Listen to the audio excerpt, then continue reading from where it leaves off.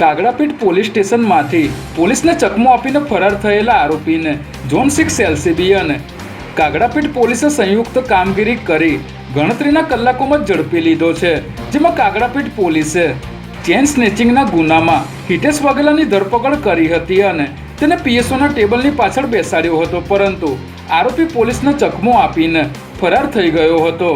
જે બાદ પોલીસ સ્ટેશનના પીએસઓ સામે ગુનો દાખલ કરાયો હતો. ત્યારે ઝોન 6 એલસીબી અને કાગડાપીઠ પોલીસે ગણતરીના કલાકોમાં જ આરોપીને ઝડપી લઈ આગળની કાર્યવાહી હાથ ધરી છે.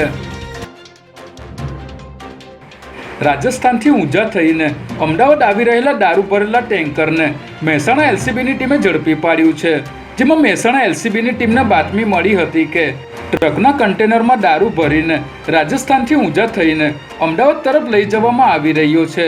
જેના આધારે પોલીસે બ્રાહ્મણવાડા ચેકપોસ્ટ ખાતે વોચ ગોઠવી આ ટેન્કરને રોકાવીને તપાસ કરતા તેમાંથી 800થી પણ વધુ વિદેશી દારૂની બોટલો મળી આવી હતી. ત્યારે પોલીસે ટેન્કર ચાલક હરેશ જાટની ધરપકડ કરી આ દારૂનો જથ્થો કોને આપવાનો હતો તે દિશામાં તપાસ શરૂ કરી છે.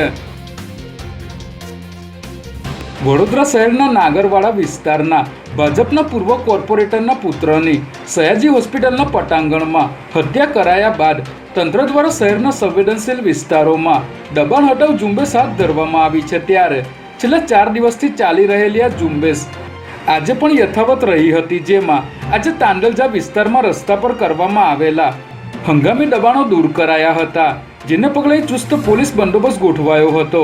તેમ છતાં કેટલાક સ્થળો પર વેપારીઓ અને તંત્ર વચ્ચે ઉગ્ર બોલાચાલી અને ઘર્ષણ થયું હતું.